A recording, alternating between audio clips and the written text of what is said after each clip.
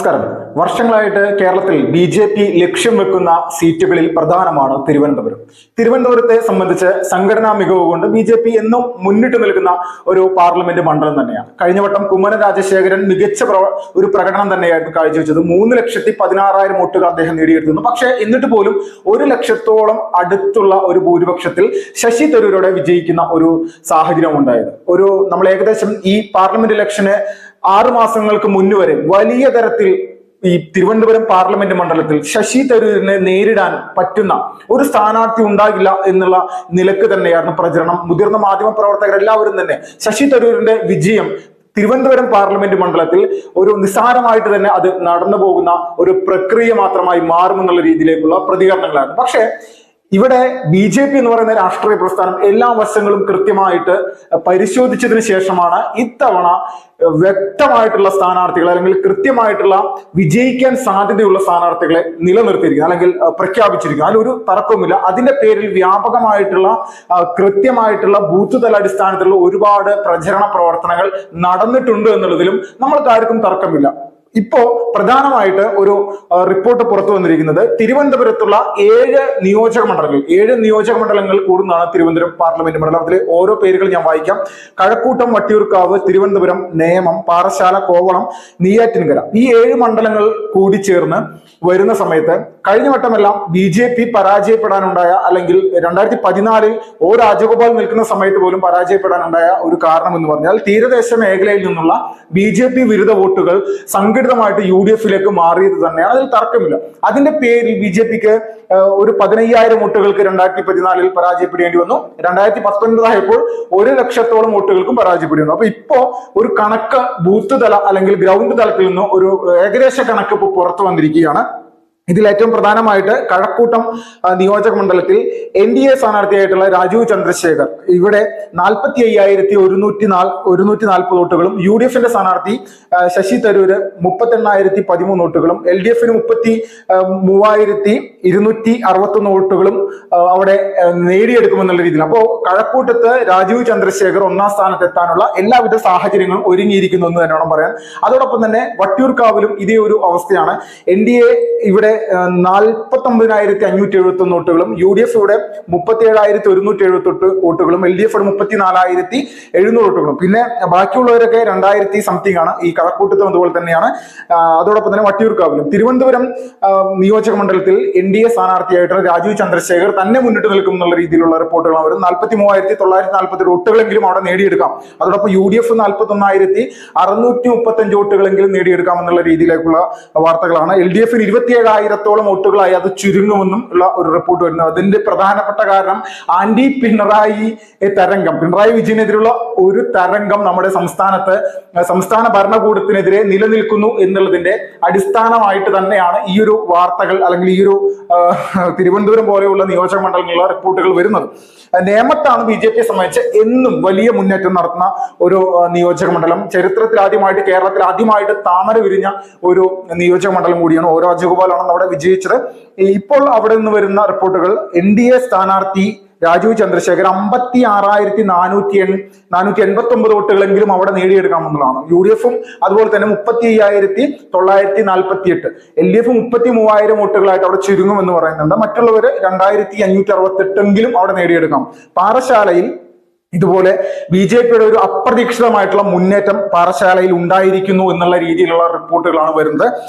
NDA സ്ഥാനാർത്ഥിയായിട്ടുള്ള Rajeev ചന്ദ്രശേഖരനോട് 51,489 വോട്ടുകളെങ്കിലും നേടിയെടുക്കാം. UDF 47,000 വോട്ടുകളും, LDF 42,666 വോട്ടുകളും, മറ്റ് ഉള്ളവർ ഏകദേശം 10,255 വോട്ടുകളും നേടിയെടുക്കാം എന്നുള്ളതാണ് പാറശാലയിൽ നിന്നുള്ള റിപ്പോർട്ട്. കോവളത്ത് ഇവിടെ യു.ഡി.എഫ് ആണ് മുന്നിട്ട് നിൽക്കുന്നത്. യു.ഡി.എഫ് 51,479 വോട്ടുകൾ നേടിയെടുക്കാമെന്ന് പറയുന്നു. അതോടൊപ്പം തന്നെ NDA 44,286 വോട്ടുകളും. നെയ്യാറ്റിൻകരയിലും യു.ഡി.എഫ് തന്നെ മുന്നിട്ട് നിൽക്കും എന്നുള്ള രീതിയിലേക്കുള്ള കണക്കുകളാണ് വരുന്നത്. 46,804 വോട്ടുകളും, NDA 38,636 വോട്ടുകളും, LDF 32,413 വോട്ടുകളും. ഈ മുഴുവൻ ഏകദേശം ഈ പറയുന്ന തിരുവനന്തപുരത്തെ ഒരു സീറ്റ് ഒഴികെ ബാക്കി എല്ലാ സീറ്റുകളും നിയമസഭയിൽ LDF ആണ് അവിടെ വിജയിച്ചിരിക്കുന്നത്. LDF-ന്റെ MLA-മാരാണ്. പക്ഷെ ഇത്തവണത്തെ പാർലമെന്റ് മണ്ഡലത്തിൽ കേരളത്തിലെ വോട്ടിംഗ് ശതമാനം എടുത്തു നോക്കുന്ന സമയത്ത് LDF-നോടെ വലിയൊരു പരാജയം ഉണ്ടാകാനുള്ള സാഹചര്യം തന്നെയാണ്.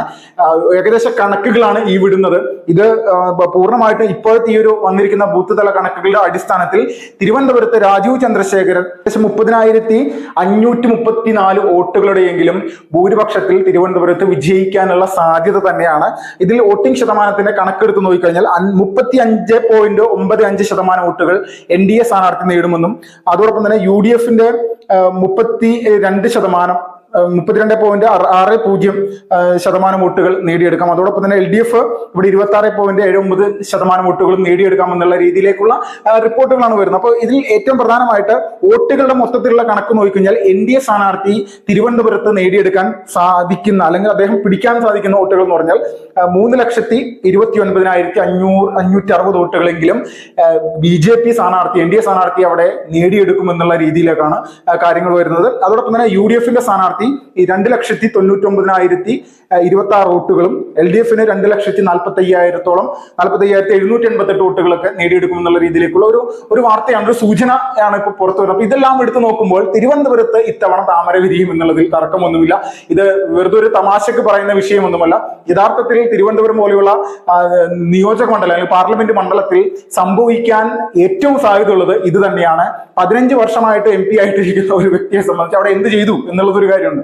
ഇപ്പൊ സ്പെയിന്റെ തലസ്ഥാനമായിട്ടുള്ള ബാർസലോണയാക്കും എന്നുള്ള രീതിയിലേക്കുള്ള പ്രചരണത്തോടെ പ്രവർത്തനം ആരംഭിച്ച ഒരു വ്യക്തിയാണ് 2014 ശശി തരൂർ. അപ്പോൾ ഇതുപോലെയുള്ള പ്രവർത്തനങ്ങൾ നിരന്തരമായിട്ട് നമ്മുടെ ഒരു പാർലമെന്റ് മണ്ഡലത്തിൽ നടത്തി ഒരു മണ്ണാങ്കട്ടയും ചെയ്യാതെ കുറച്ച് സ്ട്രീറ്റ് ലൈറ്റുകളും ബസ് സ്റ്റോപ്പുകളും മാത്രം പണിതുകൊണ്ട് തിരുവനന്തപുരം പോലെ നമ്മുടെ സംസ്ഥാനത്തിന്റെ ഏറ്റവും മികച്ച രീതിയിലുള്ള ഒരു മുഖമായിട്ടുള്ള അല്ലെങ്കിൽ ഒരു പ്രധാനപ്പെട്ട നഗരമായിട്ടുള്ള തലസ്ഥാന നഗരത്തിൽ ഇതുപോലെ ഒരു വികസന മുരടിപ്പ് ഉണ്ടായിട്ടുണ്ടെങ്കിൽ അവിടുത്തെ MP-യുടെ പൂർണ്ണ പരാജയമാണെന്നുള്ളത് യാതൊരു തർക്കമില്ല. അപ്പൊ ഈ പൂർണ്ണ പരാജയം ഇനിയും തലയിലേറ്റാൻ തോളിലേറ്റ് നടക്കാൻ തിരുവനന്തപുരം സ്വദേശികൾക്ക് താല്പര്യമില്ല എന്നുള്ളതാണ്.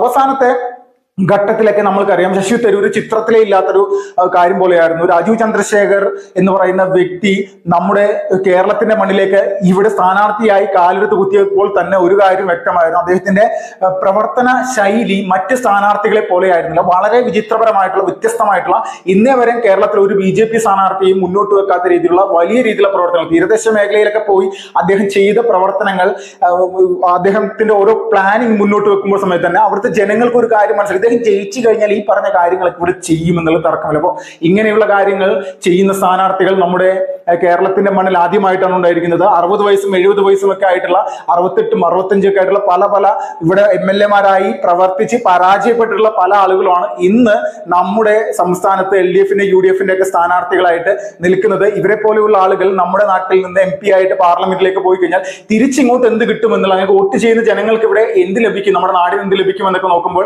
തന്നെ ഒരു കാര്യം വ്യക്തമായിട്ടറിയാം, ഒരു രക്ഷയുമില്ല. നമ്മുടെ നാടിന് ആവശ്യം സമൂഹത്തിന് സേവനം ഉണ്ടാകുന്ന, സമൂഹത്തിന് ഗുണമുണ്ടാകുന്ന ഏറ്റവും പ്രധാനപ്പെട്ട കഴിവുറ്റ ആളുകളെയാണ്. ഇങ്ങനെ കഴിവുറ്റ ആളുകളെ ഇന്ന് ഏത് രാഷ്ട്രീയ പ്രസ്ഥാനത്തിന്റെ ഭാഗത്ത് നിന്ന് മാത്രം നമ്മൾക്ക് കണ്ടു കാണാൻ സാധിക്കും എന്ന് പറഞ്ഞാൽ അത് BJP-യിലാണ്. തർക്കമില്ല. BJP-യുടെ സഖ്യകക്ഷികളിലും ഇതേപോലെ തന്നെ ഒരുപാട് മാറ്റങ്ങൾ ഉണ്ടായിട്ടുണ്ട്.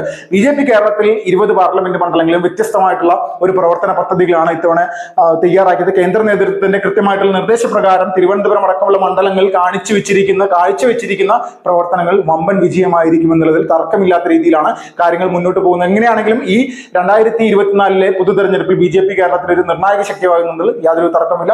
ബിബിലാൽ, ഫസ്റ്റ് റിപ്പോർട്ട്സ്.